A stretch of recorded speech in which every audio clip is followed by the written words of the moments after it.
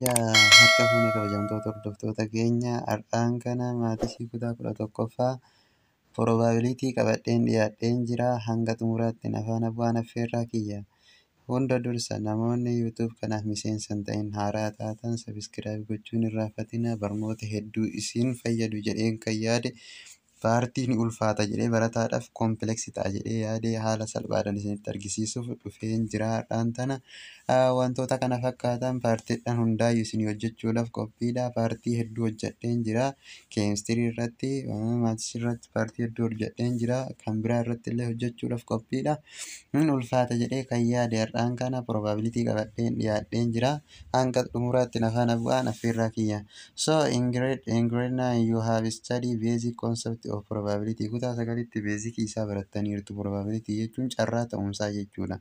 Isa keessa wantoonni asirratti nu ilaallu experimentidha. Experimentii jechuun maali? Activity or measurement of observations that generate the result of outcome dha.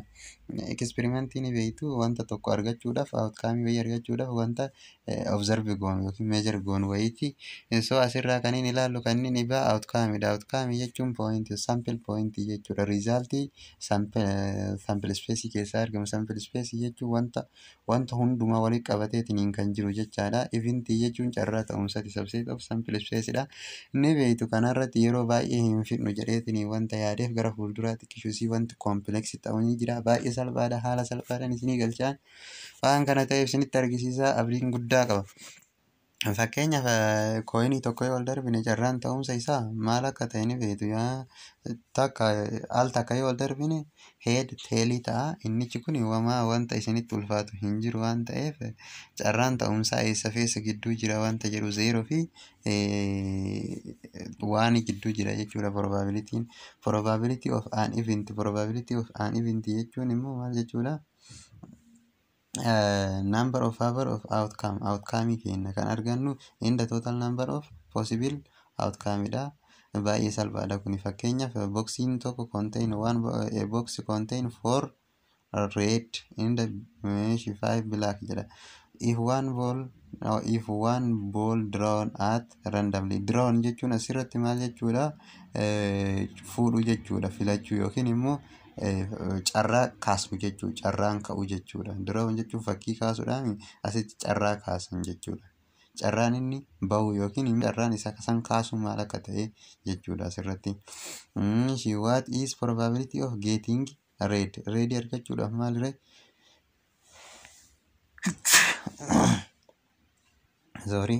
Jara lamaan maal goona?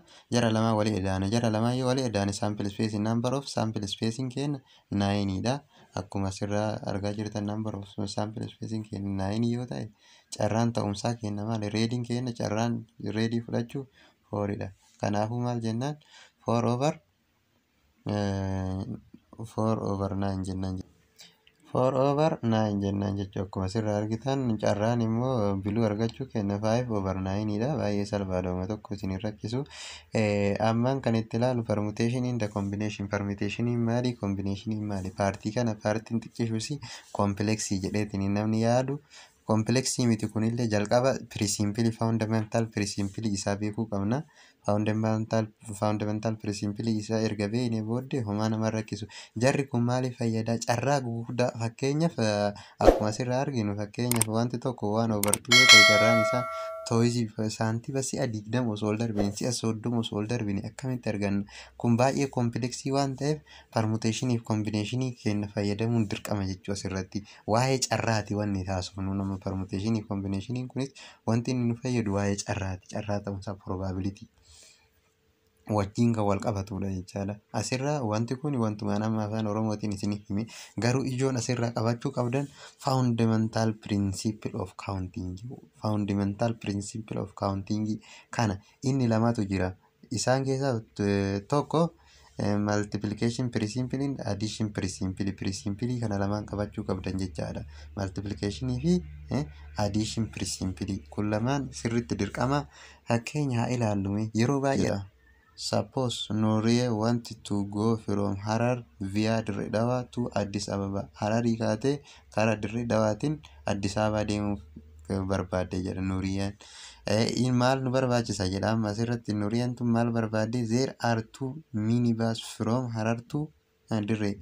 Minibaasa lama jira Hararii gara Dirree ka dhaqu Dirree Dhawaa ka dhaqu. And three bus from Dirree Dhawaa to Addis Ababa. Baasa lama jira baasa gurguddaa lama jira Dirree Dhawaa ka'ee hanga Addis Ababa kan deemu jechuudha. How many way are there for Nuuriye to travel from Harar to Addis Ababa? Karaa meeqan deemu barbaadde? Karaa meeqan deemuu dandeessi jedha. Nuuriyeen Harar kaatee Addis Ababa galuudhaaf. So baay'ee salphaadha. Akkuma asirraa argaa jirtan Nuuriyeen Hararii irraa kaatee seentariin isii Hararii, ka'umsi isii maaliin inni ka'umsi isii Hararii, destinationiin isii immoo bakki ga'umsi isii eessa? Addis Ababaadha. So Nuuriyeen asirra minibaasa lama jira. Carraan isiin ittiin deemuu qabdu minibaasa tokkoon deemuu dandeetti, minibaasa lammataatiin deemuu dandeetti. Minibaasa lama jira Harar irra. Dirree Dhawaa irra immoo baasa meeqa jira? Baasii sadiitu jira kan Addis Ababa deemu jechaadha. Barbaaddu baasa jalqaba qabatti, baasa lammaffaa qabatti, baasa sadaffaa qabatti, sun fedhii isiiti. So carraan isiin qabdu maalirree? Asirraa kaatettoo Harar irraa kaatee ka'uudhaaf minibaasii jalqabaatiin baasa jalqabaa qabachuu dandeetti. Minibaasii lammaffaatiin minibaasii jalqabaatiin baasa lammaffaa qabachuu dandeetti. Minibaasii lammaffaatiin deemtee baasa sadaffaa qabachuu dandeetti. Ammallee carraa ni qabdi kan bal'aa qabdi isheen. Minibaasii lama jira. Minibaasii lammataatiin deemtee baasa tokkoffaa qabachuu dandeetti. Ammallee minibaasii lammaffaatiin deemtee baasa lammaffaa qabachuu dandeetti. Minibaasii lammaffaatiin deemtee baasii sadaffaa qabachuu dandeetti. Kanaafuu carraan isiin qabdu maali? Carraa 6 qabdi jechuu kunoo. Akkuma asirraa argaa jirtan minibaasii jalqabaa, baasa jalqabaa, minibaasii jalqabaa, baasa lammaffaa, minibaasii jalqabaa, baasa sadaffaa, minibaasii lammaffaa, baasa sadaffaa haaluma kanaan deemuu dandeetti. Carraan isiin qabdu meeqa? Carraa 6 qabdi jechuu. Kanaafuu 2 times 3 jecha 6 ways. Asumarraa carraan lama asitti carraan asii qabdu, carraan asii qabdu 3. Haala kanaan kana lamaan yoo waliin baay'isan salphatti argachuu dandeessan jechuudha. Multiplication principle isa kana fakkaata. So amma kan inni ilaallu kan biraa example 5 dha. Suppose jedha there are 5 seats arranged in a row. Teessoo 5tu jira maali roodhaan kan taa'e jedha. How many way different ways can 5 people be seat on them? Namni akka karaa meeqan namni 5 teessoo kanarra taa'a. Teessoo 5 kanarra karaa meeqan taa'a jedha.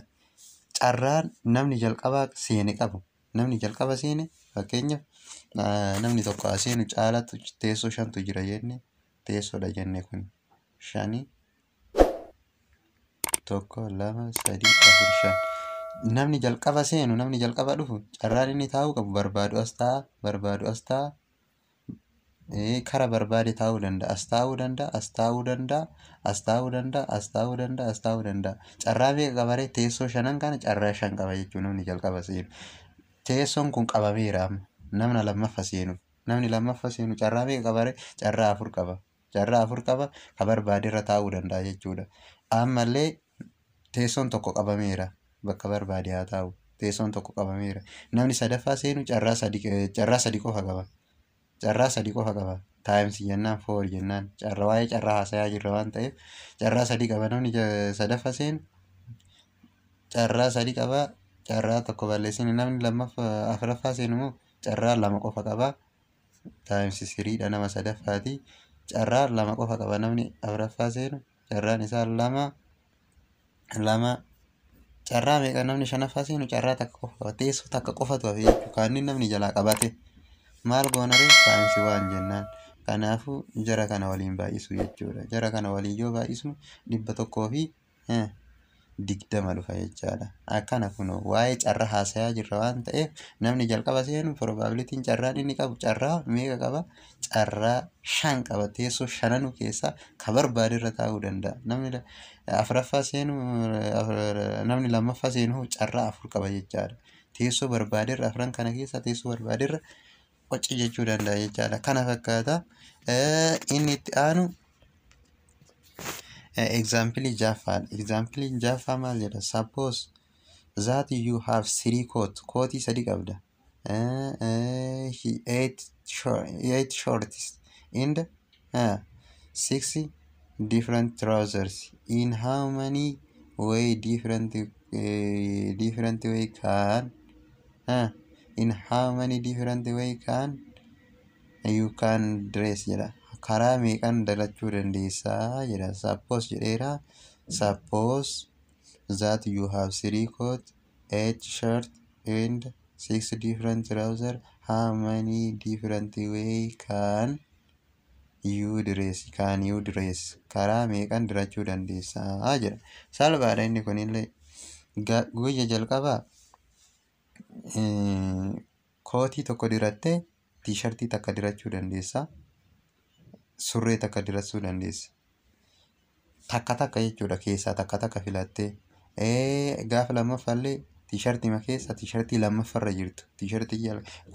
Kootii lammaffarra jiru. Kootii tokko dirattee miree kootii biraa diratta jechaadha. Kootii bifti isaa wal jijjiiru jechuu bifa duraa hin fakkaanne dirachuu dandeessa. So maal gootaa asirraa kootii bifni isaa kan ifaa ta'e dirachuu dandeessa. Kanaafuu kootii tiishartiillee kan bifni isaa biraa dirachuu dandeessa jalaan. Surreellee tan bifti isaa jiinsii barbaadde dirachuu dandeessa jechuudha. Kanaafuu carraan nu qabnu maalire? Carraa sadi qabna hundaafuu. Waliin diratta jecha. 3 waliin diratta. Kootii hin diratta, tiishartii hin diratta, surree hin diratta. Carraa 3 qabda jecha. 3 kan tiishartii qofaaf. Carraa 3 qabda baay'isuu. Tiishartii 8 qabda miree. Tiishartii 8 qabda. 8 keessaa ka barbaadde diratta waan ta'eef ta barbaadde wajjin carraa 8 qabda diratu jechuudha. 8 surree 6 qabda carraan ati qabdu carraa 6 qabda jechuudha. Surree 6 keessaa ta barbaadde filattee diratta. Jara kana waliin yoo baay'isnu 144 carraa 144 qabda jechuudha. Dirachuudhaaf ta barbaadde keessaa filattee ta barbaadde wajjin shaamizii barbaadde surree barbaadde wajjin waliin galchitee dirachuu dandeetta. Carraan ati qabdu carraa 144 qabda. Baay'ee salphaadha. So addition pre-simple bira haa deemnu. Addition pre-simple jechuun eventii 2 jira jechuudha. Carraa 2 jira. Carraan sun immoo mutually exclusive. Walii hariiroon qabu. Fakkeenyaaf amma waan saantiibii takka yoo wal darbite carraan ati argattu takka teelii takka heedii lamaan bakka tokkoon argattu waan akkasiiti jechuudha. Kun mutually exclusive ta'uu qaba jechaadha. Wal wajjin baanan hin ta'u jecha. Isallee haala salphaadhaan isinitti argisiisa. Asumarraa ka'ee exercise example 7ffaa kanaa yaallu. A question paper has 2 parts. One part contains 5 questions and another part 3 questions. If student has to choose only one question from either part, how many ways can the student do it? Lama kam jedha.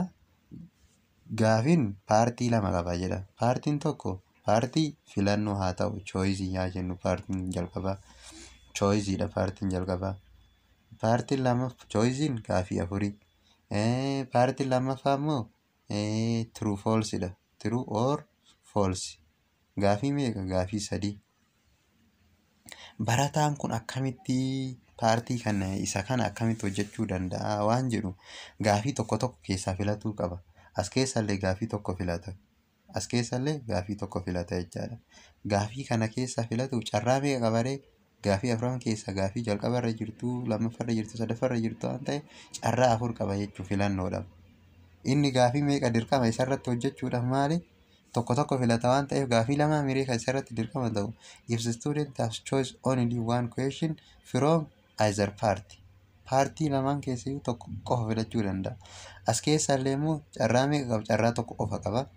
Carraa 3 qaba gaafii tokko filachuudhaaf. 3 ka jalqabarra jirtu, ka lammaffarra jirtu, ka sadaffarra jirtu filatuu danda'a. Kanaafuu carraan inni gaafii kana filatteetiin argachuu qabu meeqa? Carraa jalqabaa 4 qaba. Choice keessaa true false keessaa hoo 3 qaba. Walii edaana jechuudha. Carraa kana lamaan yoo walii edaanu carraa 7 qaba jechuudha. Gaafiin 7 waan ta'eef carraa 7 qaba filachuudhaaf gaafii barbaade keessaa. So ka itti aanu immoo maal jedhaa? Kan itti aanu combination counting very simply keessaa gaafiin xiqqishu isii kun complex isinitti ta'uuf deema jechaadha. Kana hojjechuudhaaf baay'ee salphaadha. Jalqaba na wajji ilaala. A question paper has 3 parts. Paartii 3 qaba jedha. language, art and aptitude.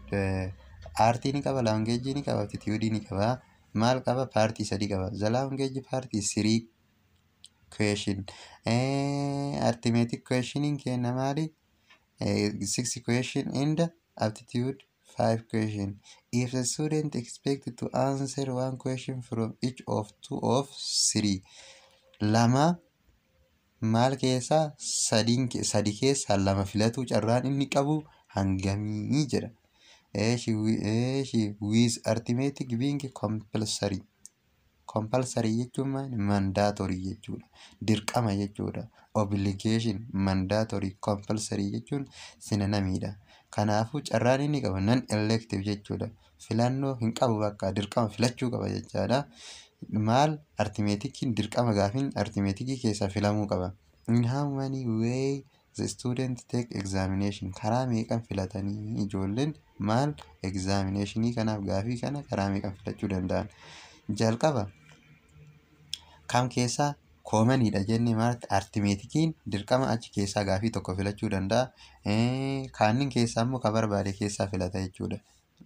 Yeroo takkatti lama qofa keessaa filachuu danda'a. So maal goona? Yeroo takkatti lama qofa keessaa filachuu waan danda'uuf jalqaba maal goona? Language paartii keessaa gaafii haa filannu. Carraa meeqa qabna? Carraa sadii baay'isuu jennaan. Arithmetikiin keenya dirqama waan ta'eef carraa 6 qabna. Gaafiin 6 gaafii barbaadne filachuu dandeenya. Carraa 6 qaba. Jara lamaan waliin baay'isnaa pilaas jennaan. Kaan keessallee filachuu dandeenya waan ta'eef gaafii aptitude keessaa gaafii 5 keessaa ta barbaadne filachuudhaaf carraa meeqa qabna? Carraa 5 qabna baay'isuu. Kaan immoo aptitude keessaa carraa 6 qabna. Waliin baay'isnaa kuni meeqa? 18 eda'u 30 meeqa ta'a? 48 ta'a jechaadha. Kana fakkaatti gaafiin tuni exercise yogguu hojjennu exercise keessaa gaafiin tokkoffaa maal jette? In experiment of selection number from 1 to what? 1 to 8 jedha. Gaafii lakkoofsa tokko hanga 10 ta'e. Tokko hanga 10 jechuun 1 2 3 4 5 6 7 8 9 10 jecha. Tokko 2 hanga 10. Kana keessaa jedha the number is even or odd. Even or odd maal ta'uu ni danda'a? Cannot be eventii kan ta'in jedha. Ta'uu ni danda'a eventiidha. Inni jira the number is 0. 0 hin jiru. Lakkoofsi isaa keessa tokko hanga 10 waan ta'eef 0 hin jenne. Kanaafuu 0 hin jiru. Tossing 3 coin at what? At time. Coinii 3 al takkatti ol darbine carraan sample space keenya argachuu meeqaa nuun jedha. So isa kana ilaaluudhaaf heedaa jennuuni. Heediin kun head tail ta'a. Inni kun hoo head tail ta'e jechaadha. Inni kunis tail head ta'eera jenneetiin ilaalla jechuudha. Isa kana irraa probability akkamii arganna? Inni biraa immoo maaltu jira? Tailitu jira jechuudha. Tailiin hoo akkam ta'a? Head tail ta'a innillee akkuma sanii jechuudha. Head tail ta'a jechaadha. Kunis tail head ta'a jechaadha. Probability kan argachuudhaaf amma karaa salphaadhaan isinitti argisiisa. Karaa olii kana qofaan hojjannee isiniin kan lammaffallee akkaataa itti argannu. Head jalqaba irra maal nu dhufe? Head nu dhufe jechaadha. Lammaffaa irratti asii kaanee akka deemna. Head tailii nu dhufe. Sadaffaa irratti head tail nu dhufe. Head tail nu dhufe. Sadaffaa irratti head tail headii nu dhufe jechaadha. Head tail head. Akkana erga nu dhufe carraan itti aanu ka gadii kana hojjechuudhaaf faallaa isaati jechuudha. Ka gadii fakkeenyaaf asirra tail jennaan. Faallaa isaa tailidha mire headii. Kan ammoo ka headii tailidha. Tail headii dhufe jechuudha. Carraan itti aanu. Carraan isa kana asitti sadaffaa irratti head tail jechuu kiyya. Asitti dhiifama sadaffaa head tail jechuudha. Head tail jechuudha. Headiin maali? Tail nu dhufa.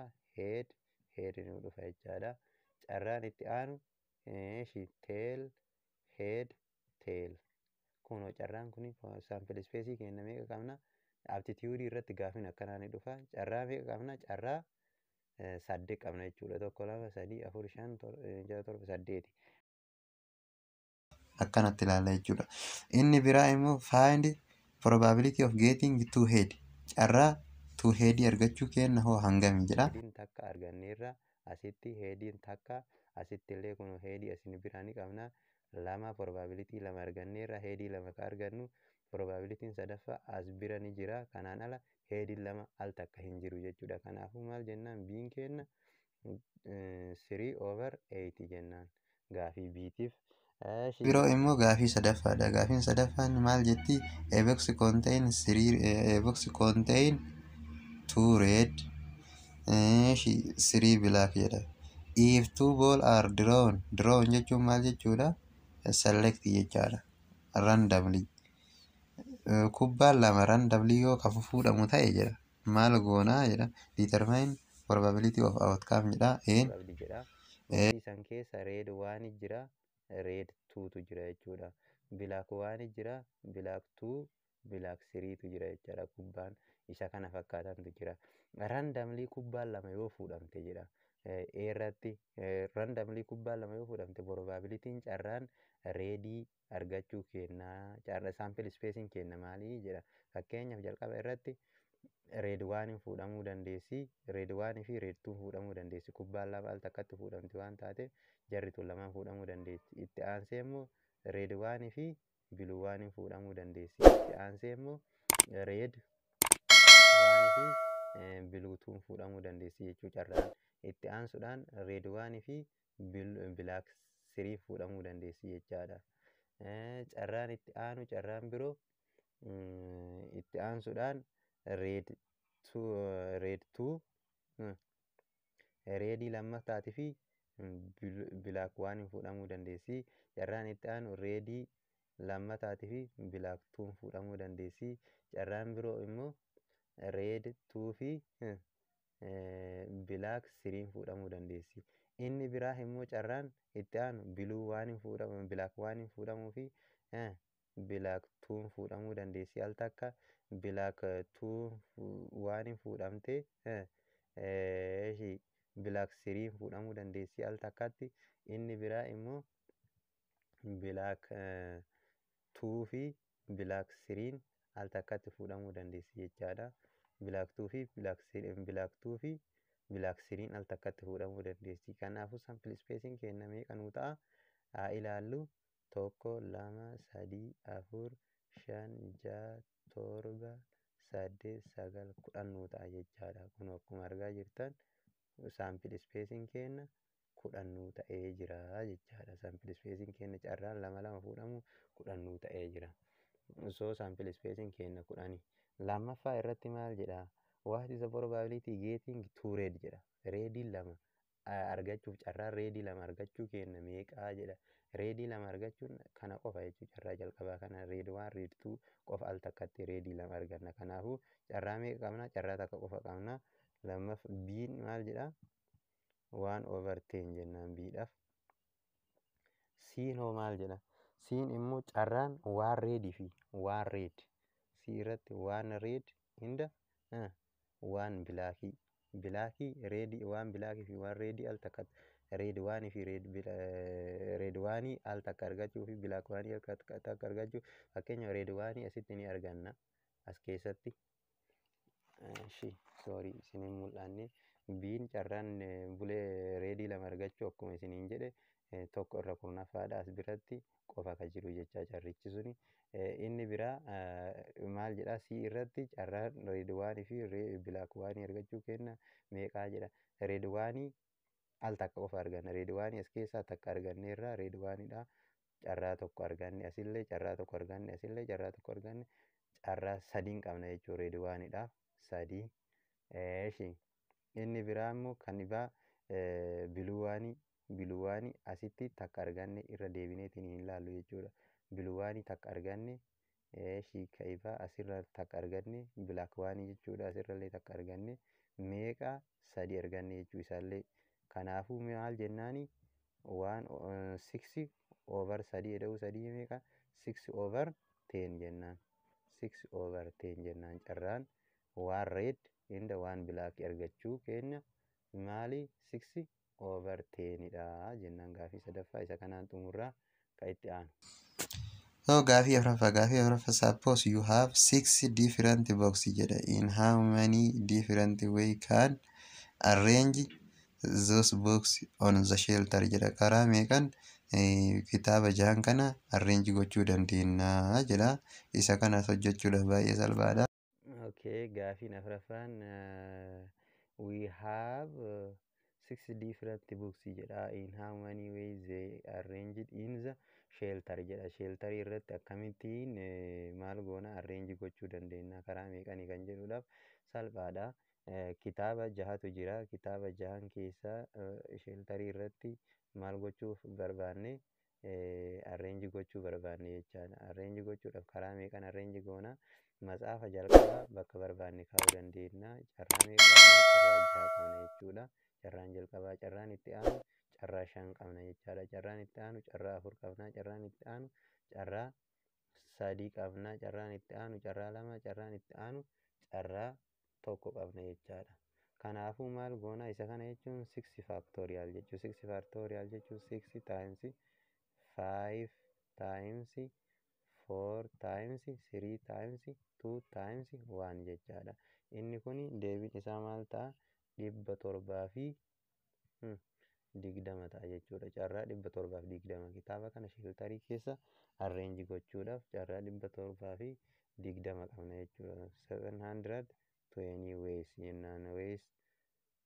Ways jechuu dandeenya jechuudha. We have 120 ways jechuu dandeenya. Isa kana fakkaata. Gaafii shanaffaa bira haa deemnu. Gaafii shanaffaa there are 3 gates to enter school and 2 door.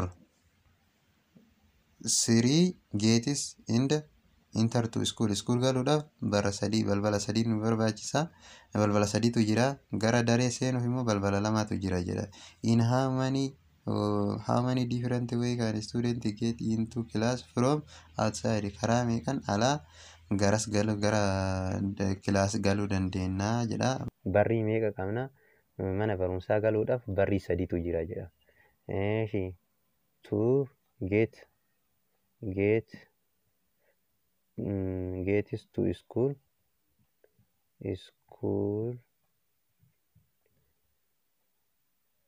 3 door.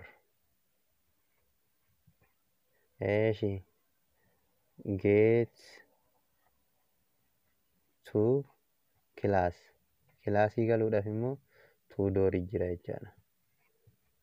Doorii 2tu jira. So isa kana hojjechuudhaaf baay'ee salphaadha. Karaan ittiin daree gallu 3 yoo ta'e, karaan ittiin gibbii gallu 3 yoo ta'e, amma haala kamiin hojjechuu dandeenya? Door 1 school 1, door 2 school 2,